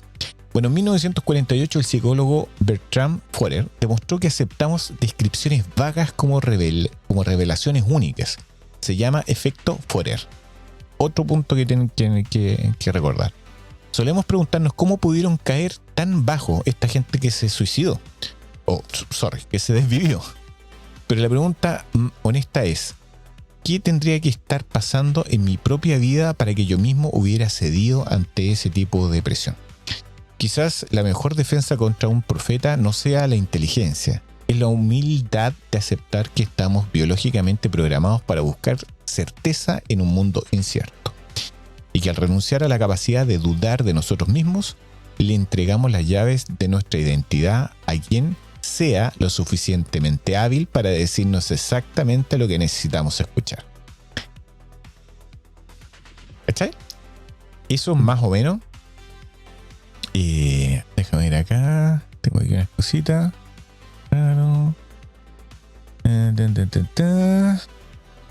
Y sí, y eso es. Entonces, ¿qué es lo que pasó? James Jones lo que hizo fue, les pidió a la gente de a poquitito, oye, ¿sabéis qué? Reunámonos un día domingo, después reunámonos un día sábado, después reunámonos un día lunes cuando todos trabajaban. Entonces les pedía que hicieran pequeños sacrificios. Luego le dijo, mira, ¿sabes qué? Corta contacto con la gente que no cree en ti. Por supuesto, tu familia te va a decir siempre, oye, estáis metido en una secta. Chao. Después vino y la gente que quedó le dijo, oye, ¿sabes qué más? Para aislarnos de este mundo que está en contra de nosotros, nos vamos a ir a las Guyanas. Se fueron a las Guyanas. Uh-huh.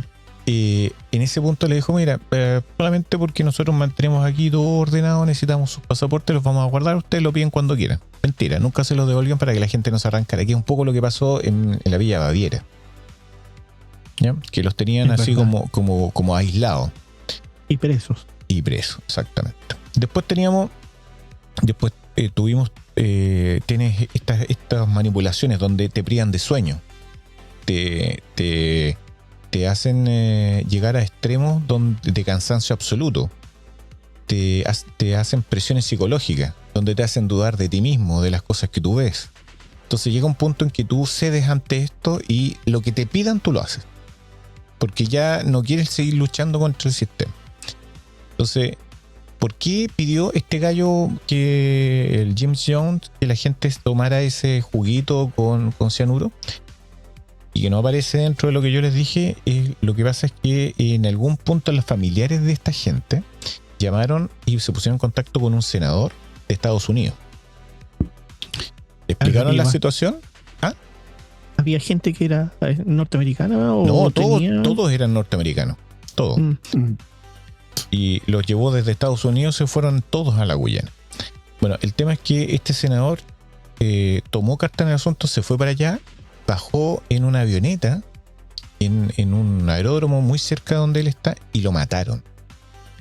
¿Quiénes lo mataron? Los seguidores de James Jones. ¿Cachai? Porque ellos sabían que el mundo se iba a acabar y que este tipo venía un poco como a destruirlo y a matar al profeta. Entonces estaban totalmente convencidos de la situación. Bueno, el asunto es que James Jones se dio cuenta que esto ya no tenía salida. O sea, mintió y él sabía que no era verdad todo lo que estaba diciendo. Entonces tomó la decisión de morirse. O sea, de cortar con su vida. Y dijo, bueno, no me voy a ir solo, me voy a ir con toda esta gente. Y les pidió a todos que tomaran este vaso porque el mundo se iba a acabar y los primeros que se fueran con él se iban a ir al cielo. Entonces, por eso que las mamás le dieron cianuro a sus hijos y se lo tomaron ella y todos murieron. 909 personas. Horrible. Hay unas fotos aéreas donde muestran a la gente botada en el suelo. Estamos hablando de 909 personas. O sea, imagínate la cantidad de gente. El tipo se vio acorralado por las presiones del gobierno de Estados Unidos y por lo que iba a pasar después de que asesinaron a este senador. Esto fue por ahí por el 78, 79. Yo me acuerdo claramente porque yo tenía como 7, 8 años, más o menos, cuando esto pasó, y lo vi muchas veces en la tele. Y de hecho vi cómo mostraban los cuerpos, porque en ese tiempo lo que menos tenía No era... había censura. No había censura para este tipo de cosas. Para otra cosa sí, pero para este tipo de cosas no. Pero lo veía en las noticias, como Pero se veía en las noticias, claro, y el tipo se vio acorralado y los mandó a matar. Bueno, casos como estos se han dado miles de veces. Y se van a seguir repitiendo porque la gente en realidad lo que busca es que alguien le diga que su vida tiene sentido. ¿Cuál es el sentido de su vida? ¿Cachai? Que ellos son importantes. Y cuando les dan un propósito, la gente, mucha gente, no todas, pero mucha gente son capaces de seguir a sus profetas o a sus guías hasta el infinito. Hay varios casos. El otro caso que quería tocar también era el de un tipo que en Estados Unidos, el tipo tenía una muleta. La muleta es como una muleta, ¿cómo se llama esto? Una muela. Una muela. Una muela, que es como un audífono chiquitito, claro, con un receptor, pero que no se nota. Claro. Entonces el tipo iba hablando sobre Jesús y sobre la Biblia, toda la cosa, y su señora a través de un micrófono le decía: mira, la señora de la segunda fila, tercer puesto, esa señora tiene cáncer. Porque antes de que la gente fuera a estas como especie de sesiones de cristianismo, les pedían datos y ellos buscaban la información, ¿cachai? Y encontraban esto. Entonces el tipo le decía: yo sé que tú tienes cáncer. Y la señora decía: oh, sí, yo tengo cáncer, te voy a mejorar de cáncer. La usted, 1, 2, 3, fa, y le pegaba así. Un poco como que se reanimaba. Claro, como que era un golpe de energía y se levantaban y decía: estoy bien, y porque estaban autoconvencidos de que el tipo lo estaba mejorando. Bueno, claro. En algún punto alguien dudó de esta persona y fue con un escáner. ¿Cachai? Y estamos hablando, fue un periodista y dudó de esta persona y fue con un escáner y escuchó cuando la señora le estaba dando las indicaciones y lo grabó. Y ahí quedó la tendala. El 90% de la gente se fue, pero quedó un 10% que todavía creía en él y lo defendió. Y el tipo dejó de hacer estas cosas y luego volvió a generar una fórmula similar en otro lado, y esa gente, el 10% que había estado con él, lo siguió. Imagínate la fuerza que tenía de haberlos convencido. Había gente que se habían parado y habían dicho: no, este tipo realmente me salvó, ¿cachai? Y en realidad el tipo era un charlatán de 4 suelas. En términos de control mental, porque esto también pasa por un tema de control mental, no solamente por estafadores, sino también por control mental, que los casos parecidos al de James Jones. Nosotros tenemos en Chile 2 casos que son como bien contemporáneos de nosotros. Que es el primero es el Antares de la Luz, Antares de la Luz, creo que se llama, que es un tipo que tomó a ingenieros de Chile, familias, ¿cachai? Pero de gente súper educada, de la Universidad Católica, de varios lados, y se los llevó a un retiro espiritual donde los convenció que el hijo de uno de estos matrimonios era el anticristo. Y estos tomaron al recién nacido, que no tenía ni 6 días, y lo tiraron a una hoguera. ¿Cachai? El tipo tuvo el control total de sus mentes porque hizo lo mismo. Los aisló, les cortó la comunicación, no los hacía dormir y les daba ayahuasca. Entonces los tenía como una especie de trance donde la gente estaba muy susceptible a creer y hacer lo que le pedían. El tipo finalmente se arrancó y se fue a Perú. Creo que se fue cerca de las ruinas estas de Machu Picchu, por ahí, pero no una ciudad grande. Y cuando lo fueron a buscar los peruanos, porque había una orden de detención internacional, el tipo se suicidó. El otro caso que tenemos más o menos contemporáneo es el tipo del profeta Peñalolén, que el tipo se casó como con 3 hermanas y tenía no sé cuántas, 27 hijos, ¿cachai? Pero el tipo también les vendió la píldora que él era como un profeta y que él seguía las escrituras del Señor, donde jamás había dicho que el hombre se tenía que casar con una persona, y los convenció a tal punto que la gente se quedó con él y lo defendía.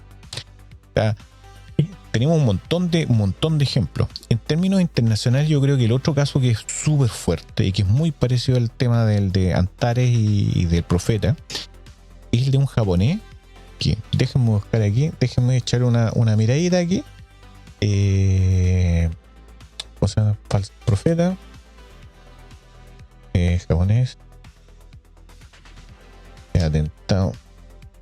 No, aquí me va a decir quién es este. Estoy usando, para los que no cachen, no estoy usando el browser, estoy usando un Gemini, que es una inteligencia artificial que nos da un poquitito más de certeza con alguna información.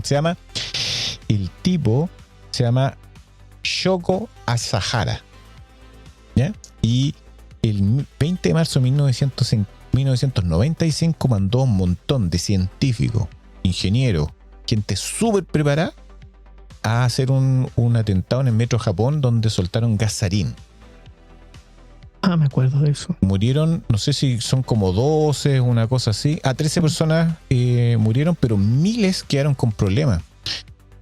Hubo mucho revuelo con este asunto, y también pasa por el mismo mecanismo de convencer a las personas y decirles, ¿sabes qué? Este es tu objetivo de vida, el mundo se va a acabar y esta es la única solución que tenemos para poder ascender, es hacer esto. Pero estas mecánicas como que se repiten, ¿cachai? Pero ¿será que...? A ver, pienso en el sentido de que hay personas que están muy preparadas, con mucho conocimiento, con mucha expertise, pero son tan vulnerables a nivel psicológico que caen en una falacia, en algo que ellos, por su trayectoria profesional, no deberían como caer, ¿no? Es que ese ¿Qué gatillará en el cerebro para que tú puedas convencer a la otra persona de que, oye, lo que yo te estoy diciendo es la verdad, y empíricamente no lo puedas ni siquiera cuestionar? Lo que pasa es que, como justamente es lo que te decía dentro de lo que preparé, es como contraintuitivo, ¿cachai? Sí. Es súper contraintuitivo, porque lo que hace es que las personas que son súper instruidas tienen una característica, que ellos no aceptan que están equivocados. Mucho más que la gente que es ignorante, el gallo que sabe mucho. Si el tipo lo convencís de algo, el tipo, estoy seguro que jamás va a cambiar su opinión de ese algo. Entonces, si al tipo tú lo metís dentro de una dinámica donde tú lo aíslas, donde tú le privas del sueño, porque hacen, según lo que yo leí, los toman y los ponen como en una especie de sesiones de terapia que son tan largas que no los dejan dormir. Entonces le van entrenamientos militares más prácticamente, porque los militares pasan por esa situación, pero ojo, los preparan para superarlo, no para controlarlo. Sí. Exacto. Claro.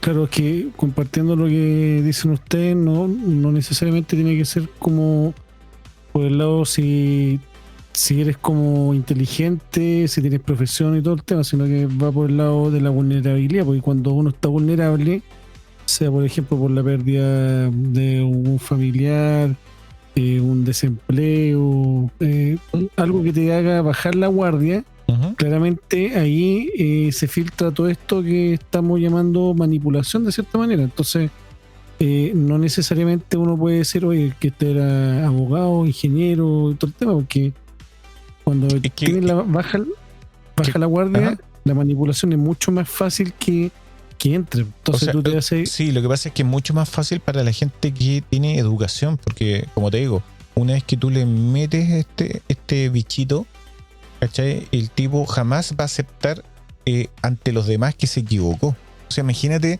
esto es lo mismo que le pasa al tipo que apuesta. El tipo apuesta 100, después apuesta 200, después dice, no, bueno, para recuperar estos 300 voy a apostar 500, apuesta 500. llega un punto en que el tipo ha apostado tanto y ha perdido tanta plata que le da vergüenza decirle a su familia, ¿sabes qué, weón? Perdí toda la plata, weón. Y no, prefieren seguir apostando hasta perder absolutamente todo que detenerse y decirle a su familia, ¿sabes qué? Ustedes tenían toda la razón, la cagué. ¿Cachai? Entonces, ese mismo fenómeno pasa con la gente que tiene muchos conocimientos. Si tú logras pasar esa barrera y convencerlos, a los tipos como que les es mucho más difícil el aceptar que se equivocaron frente a los demás. Entonces, bueno, este no es un tema nuevo, no es algo que recién se descubrió. Esto te estamos hablando que esto sucede desde la época de antes de Jesucristo. ¿Cachai? Cuando vendían la pomada, ¿cachai? La vendían igual. Entonces el tipo que era jefe de una tribu, si tú lo convencías, el tipo después se da cuenta que la había cagado, jamás iba a decir ante todos que la había cagado. Entonces prefería seguir adelante, ¿cachai? Que el detenerse. Entonces, y esto es súper fuerte porque cuando tú generas una comunidad, que en el caso del James Jones o el tema de Antares de la Luz, no es solamente aceptarlo con uno que te equivocaste, sino es aceptarlo frente a los demás, porque una vez que tú dices, ¿saben que me equivoqué? Los demás te toman y te sacan. Entonces, es destruir tu vida, la vida que tenías hasta ese momento. Lo que pasa es que como te aislaron, tú piensas que eso es todo lo que tienes en la vida. Entonces, mucho más fuerte, ¿cachai? Por eso que esa salida de estos grupos son súper difíciles y súper lentos.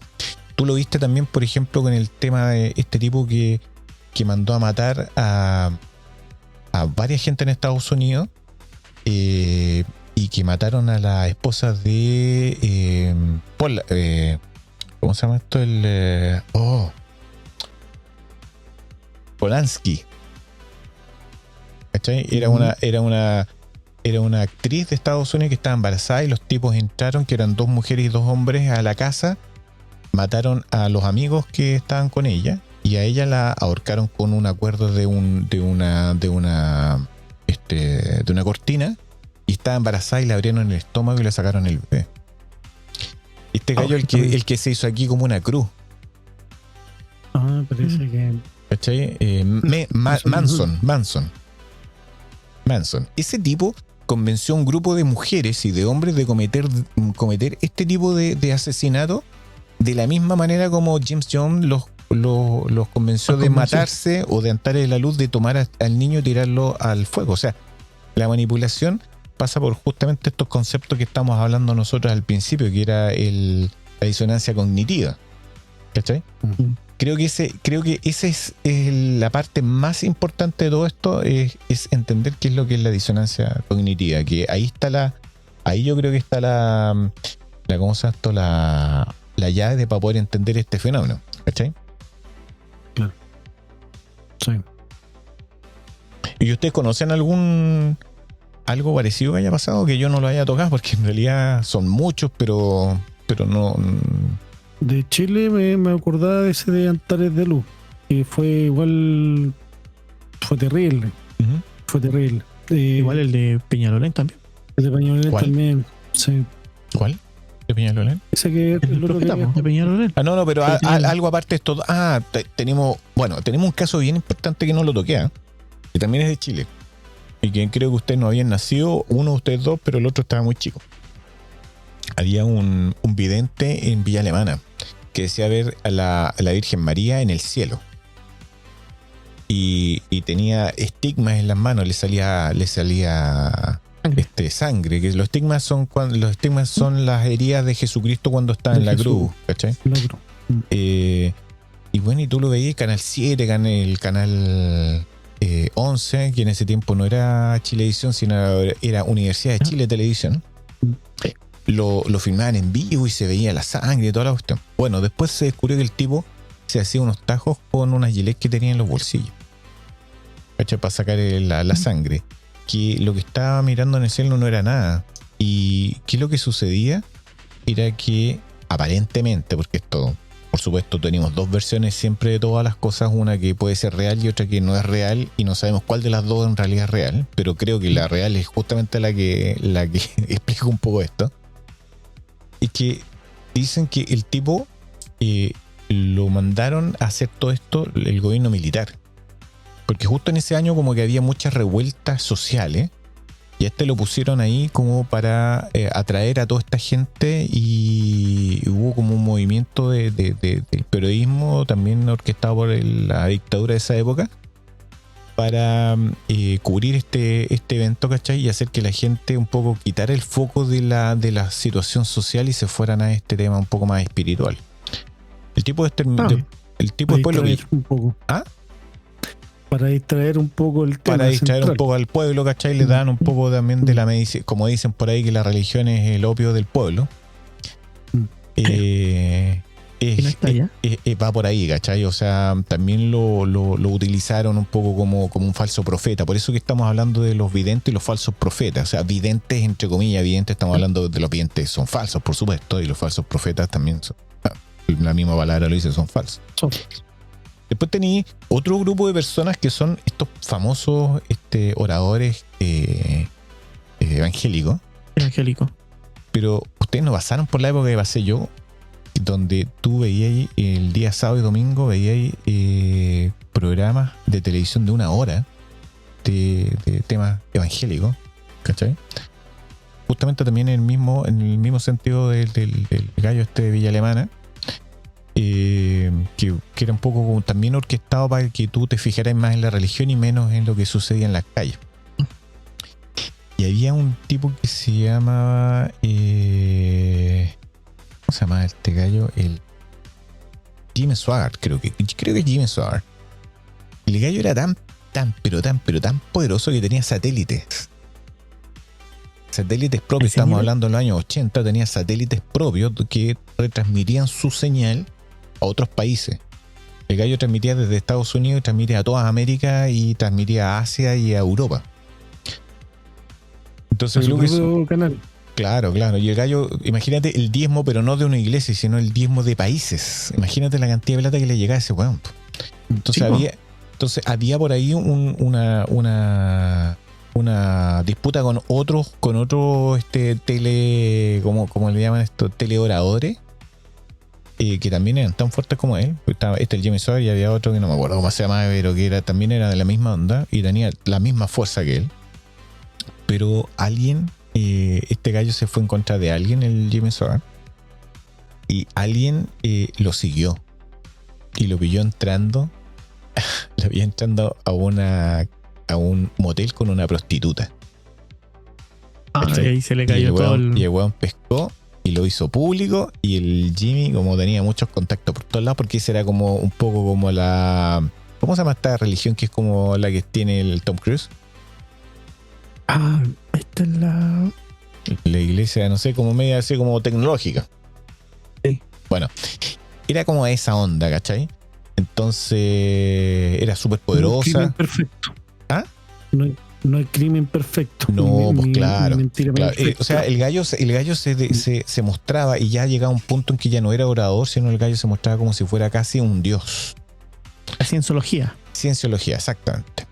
Entonces este gallo era muy poderoso y tenía muchos contactos en todos lados. Entonces le dieron el dato que iban a soltar esta información en la televisión, y el gallo se presentó en uno de sus programas y dijo: he pecado contra Dios. ¿Cachai? Entonces aquí no voy en que el tipo les lavó el cerebro. Bueno, se los lavó de alguna manera, pero aquí se ve el fenómeno ese de que gran parte de la gente se quedó con él y otro no se quedó con él. Pero no era como uno piensa, que se van todos y algunos se quedan. Se quedaron muchos, de hecho, con él. Y él dijo: he pecado, ¿cachai? Con toda la cuestión, enfrenta a todos en la televisión. Aquí ese mismo fin de semana, el otro fin de semana ya no tenía Jimmy Swaggart en la televisión, ¿cachai? Pero ¿qué es lo que sucedió con él? Siguió con sus momentos de oratoria, pero él dejó de estar en pantalla y dejó a su hijo.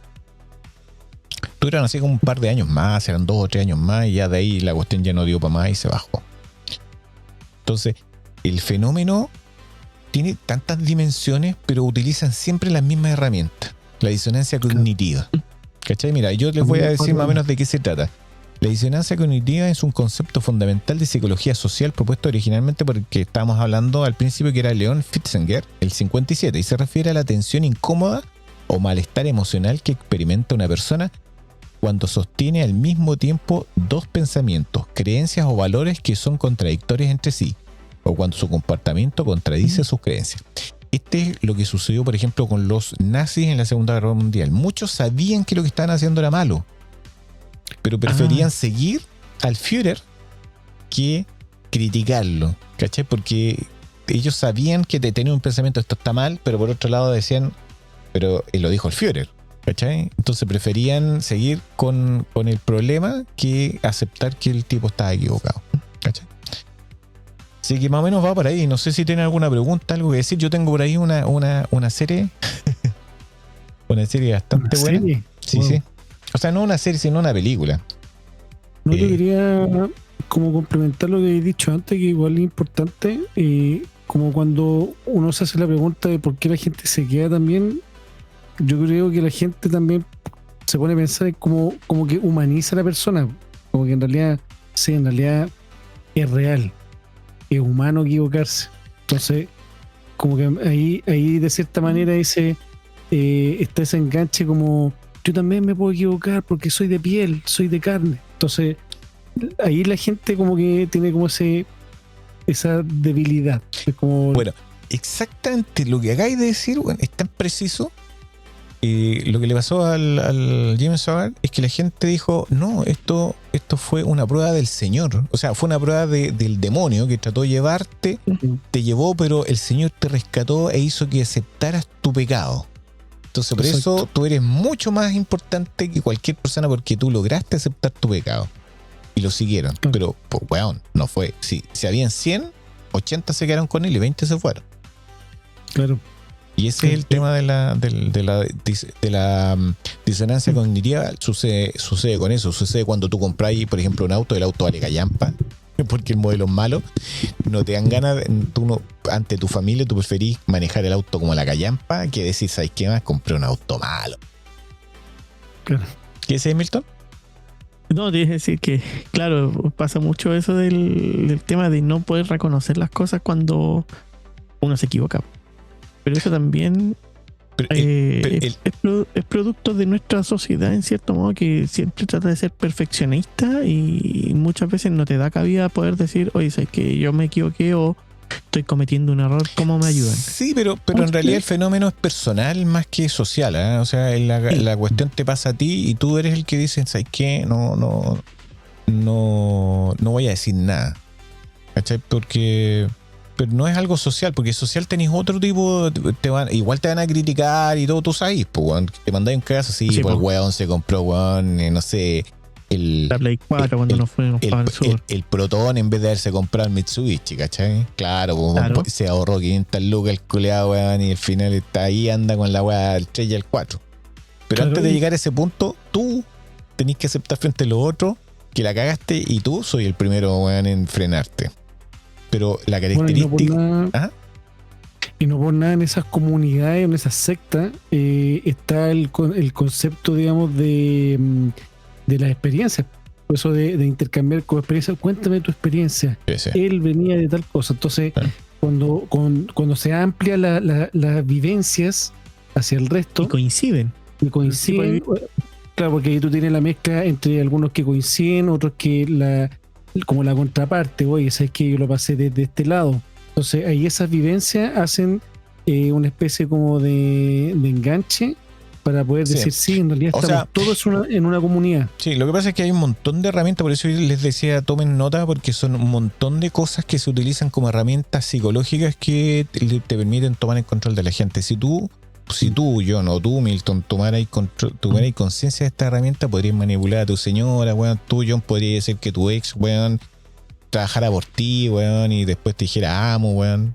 Bueno, todo eso lo podrías hacer, ¿cachai? Porque existen unas llaves dentro de tu cerebro, pero porque ahora no he ahondado, pero, o sea, no quise ahondar en la conversación porque nos queda muy poco tiempo, pero hay unas llaves que vienen de la época en que tú tenías que tomar decisiones rápidas, ¿cachai? O sea, tú, por ejemplo, tú sigas al grupo sin hacer análisis. O sea, si tú cuando eras imagínate un mamífero pequeño como una suricata y tú veías a todos los de tu manada correr, tú te sentabas ahí a preguntarte, voy a esperar a ver cuál es el peligro. Tú apretáis cachete porque veías, tú apretar el cachete, no porque tú vieras el peligro. Entonces hay un montón de herramientas que vienen de esa época en que tú convivías con grupos, ¿cachai? Y esas son las que, de alguna manera, los estafadores o los falsos profetas o estos videntes, entre comillas, han logrado sintetizar, ¿cachai? En conceptos súper claros, y al final cuando tomas el control de esos conceptos puedes manipular a quien sea. Mira, antes de terminar, que esto se los voy a decir porque es la única película que es 100% este tema, se llama Luces Rojas. Luces Rojas del 2012. Yo les voy a leer más o menos de qué se trata para que lo entiendan. Yo creo que la han visto. ¿Eh? Se llama, es un thriller psicológico que sigue a la doctora Margaret Matheson y su joven ayudante, Tom Buckley, dos investigadores universitarios dedicados a desenmascarar supuestos psíquicos, curanderos y mediums, exponiéndolos como simples estafadores. Que esto es un poco el tipo de la muela. La trama se intensifica cuando deciden investigar el regreso de Simon Silver, un legendario famoso psíquico que vuelve a la escena pública tras décadas de retiro, después de que un crítico muriera durante una de sus actuaciones anteriores. Mientras Matheson se muestra cautelosa y quiere evitar el caso debido a oscuros recuerdos de su pasado, Buckley se obsesiona con desacreditar a Silver, lo que lo lleva a enfrentar eventos inexplicables que ponen a prueba su escepticismo y su propia cordura. Es una película que juega constantemente con la tensión entre el racionalismo científico y los fenómenos que parecen desafiar la lógica. ¿Cachai? Yo lo vi 2 veces. Es muy, muy buena. Mira, como Tom Buckley está Cillian Murphy. Cillian Murphy es el tipo que hizo 28 días. O 2 días, o una semana después, un mes después, o 2 meses después. El tipo de Solar, creo que es un tipo flaquito. ¿Tú cachai quién es? Sigourney Weaver es la doctora Margaret Matheson. Robert De Niro es Simon Silver, que es este visionario. Elizabeth Olsen. ¿Cachai quién es Elizabeth Olsen? Bueno actor. Sí. Ella es Sally Owen. Toby Jones está hecho por Paul Shackleton, otro gallo súper bueno. Joely Richardson como Mónica Hansen. Leonardo Sbaraglia es Leonardo Paladino. Estos son los actores más o menos para que tú caches. La película no es mala, es súper buena. De hecho, creo que están en una de las plataformas y yo si ustedes tienen tiempo, dejan de ver tanto anime los hueones, o si me mandan a ver quizás de 12 capítulos culiados, no me manden más a ver hueas de 24, hueas perdidas, porque pierdo puro el tiempo tratando de verla. Véanla, échenle una mirada, es súper buena. Y si no la han visto, lo único que les puedo decir que en el final, algo que ellos creían cierto no lo es, y queda tú quedas así como, ¿qué mierda pasó aquí? En Netflix. O sea, sí, es de esas ¿Luces rojas? Sí, es de esas películas que tú, weón, tenés que verla porque en el final tú quedas así. ¿Cachai? Que es como esa película de los magos, donde al final el secreto era que no había un solo mago, sino eran gemelos que tenían un puro nombre y vivían una sola vida los dos. ¿De verdad, no? Que trabajó ahí el gallo que hace de Batman, el Caballero de la Noche. Y tú que hay así como... Sí. También. Entonces, por eso que tú le veías cambios de personalidad, porque había uno de los gemelos, era como buena onda y se metía con una mina, y después cuando estaba el otro era serio, weón, y tú decías, puta, el weón cambia personalidad, pues, y al final porque eran dos, pero eso lo sabía al final de la película. Puta, sorry, les cagué, weón, el final de la película. Ya no veamos ni una buena. No, pero vean Luces Rojas, weón, muy buena. Oye, ya pues terminemos con esto. 1:38, weón. 1:38. Vamos con el reto anime de la próxima semana. No estén manipulando. Sí, Milton. Usted maneja los animes, así que ¿qué se nos viene para la próxima semana? Por favor, denme algo decente. Ya mira, ya estamos por darte a ti. Yo te voy a dar el reto anime para la próxima semana. Se llama Mob Psycho 100. Por fin me dan una weá como la gente. Bien, gracias, los quiero mucho. Daro le va a dar al John. Espera. Mob Psycho 100, los 100 no es porque son 100 capítulos en la primera temporada, por gracias, concha. No dijo otro Ace of Diamond jamás, por favor. Otro maratón no. No, nunca más. Bueno, si queréis te doy One Piece, ¿no? Para que veáis. Sí, pero al menos esa weá tiene temporadas decentes, pues tiene 33 temporadas y son decentes la weá. Ya, vamos. ¿Quién va? Yo le doy al John, ¿cuál? One Punch Man. Bien, si te sentís. La primera temporada. Ya. John, si te sentís representado por ese anime, era la idea. Y te voy a venir caracterizado, ¿no? Weón. Falta la pura pero capa. weón, te va a encantar. Te va a encantar porque de alguna manera, tú eres él. Tú eres él, de alguna manera. Y después te vamos a decir por qué. Ya. Pero no es por la vela, Justamente no es por la vela. No, es justamente por algo que dijiste que estabas haciendo cuando partimos el anime. Ya, y el Juan, ¿cuál te tira a ti, Milton? Samurai flamenco. ¿Qué tal esa?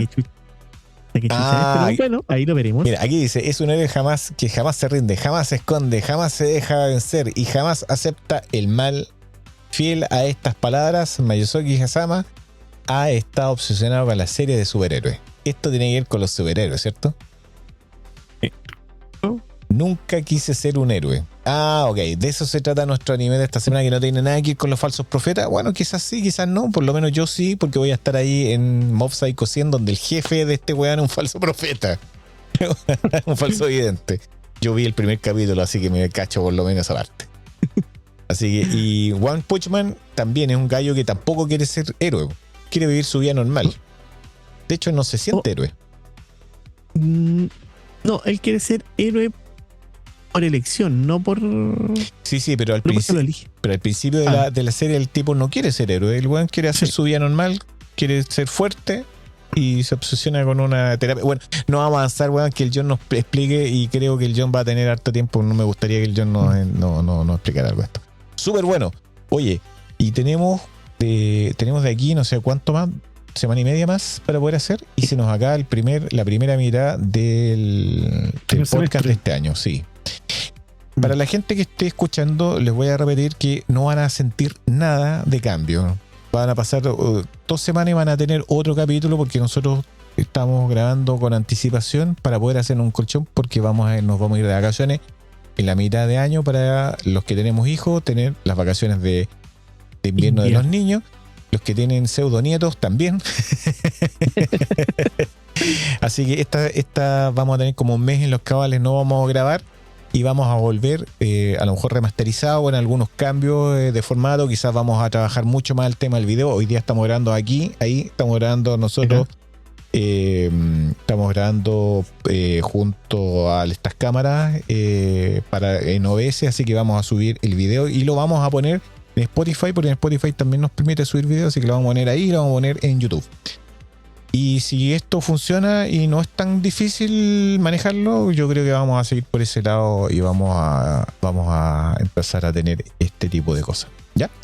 Igual esto es súper experimental para nosotros no somos tipos de video hasta ahora. De hecho, imagínate, estos lentes soy lo único que me puse para verme bonito, pero esto de acá es porque está chascón.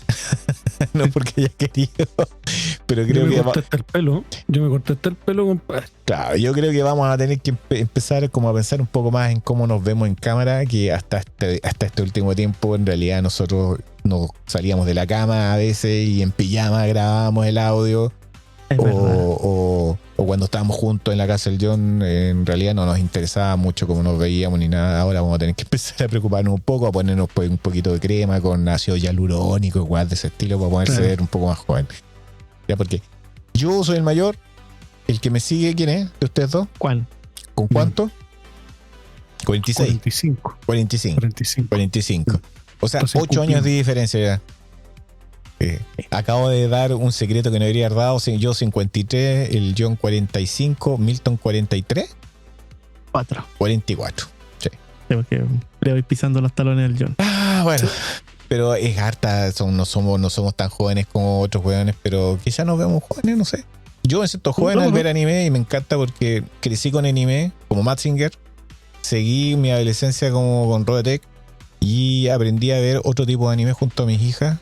que no fueron Sailor Moon, por supuesto, pero fue Sword Art Online o fue Attack of Titans, y después ellas siguieron creciendo. Yo me quedé un poco con la afición de seguir con los animes. Y bueno, Milton, que ha sido un niño toda su vida y ha visto anime desde que yo lo conozco, partiendo por Slam Dunk y otro, Scaflón, la leyenda Scaflón, que era como una de tus preferidas.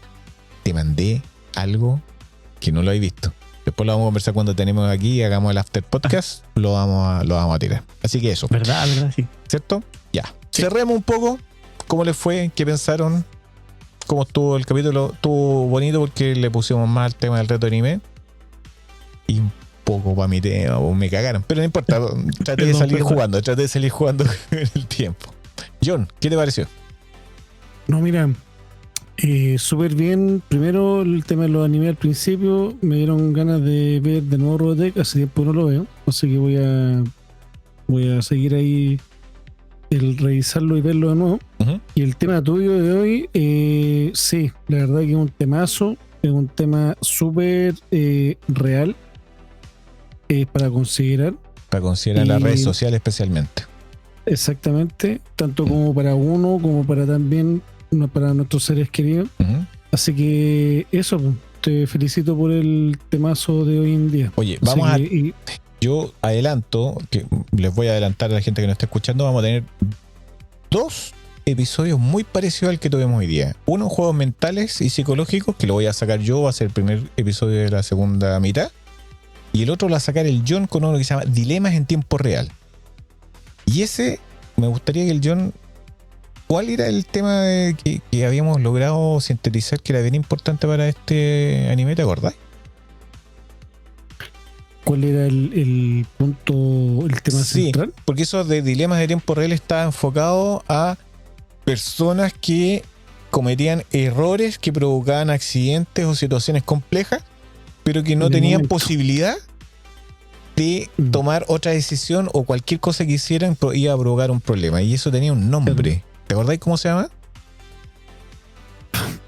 No te voy a decir, ¿para qué te voy a decir? No me acuerdo. Bueno, tiene un nombre muy especial y también es parecido al tema de la disonancia cognitiva. ¿Cachai? Entonces vamos a hacer como 2 o 3 capítulos muy parecidos en términos de manipulaciones mentales y de errores. ¿Cachai?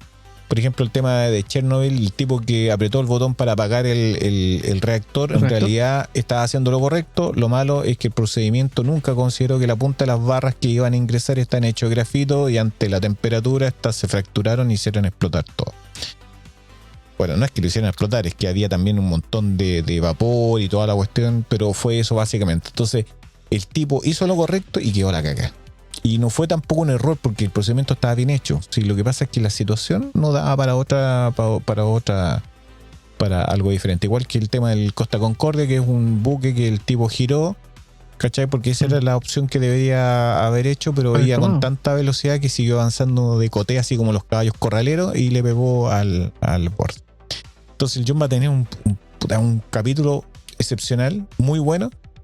Y en los juegos mentales que yo también voy a tocar, ahí también voy a hablar también, pues esto es un adelanto para la próxima mitad. Voy a hablar sobre cómo nos manipulan a nosotros para poder comprar cosas. ¿La esposa o el comercio? No, porque una es obligación. No tenéis derecho a decir que no, y en cambio la otra, cómo te manipulan para que tú compres. Por ejemplo, voy a hacer un ejemplo súper rápido. Voy a hablar sobre un tema de que un tipo tenía un producto, cuando lo fue a vender nadie se lo compró. Entonces, ¿qué es lo que hizo el tipo? No voy a decir el producto para que quede un poco para poder contar algo. Tomó y hizo una sociedad con un tipo que tenía un negocio muy exitoso en Nueva York, pero eran negocios así como negocios para ricos, ¿cachai? Entonces, ¿qué es lo que hizo?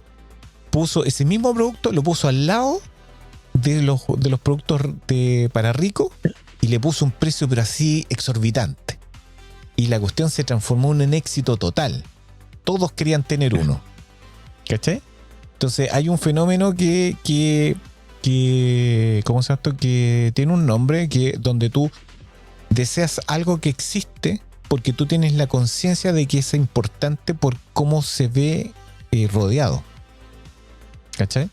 Después tenemos también la manipulación de los colores. Los colores dentro de las marcas tienen sentido, te hacen sentir hambre, te hacen sentir ansiedad, te hacen sentir deseo, ¿cachai? Entonces ahí voy a trabajar con los juegos mentales, que va a estar muy interesante y espero que esta vez sí me den más tiempo, y así que espero que los animes sean más cortitos nuestro resumen. Quiero que practiquen, bueno, y que no superemos, bueno, los 5 minutos por cabeza, por favor. No estamos alargando mucho, o sea, los animes, imagínate, el que tenía 99 capítulos en la primera temporada nomás. ¿Y de cuál te tocó a ti? La que me tocó a mí, Space Brothers. Space Runner, sí. No, sí. Bueno, bienvenido al mi mundo de Ace of the Diamond, pues, bueno. Sí.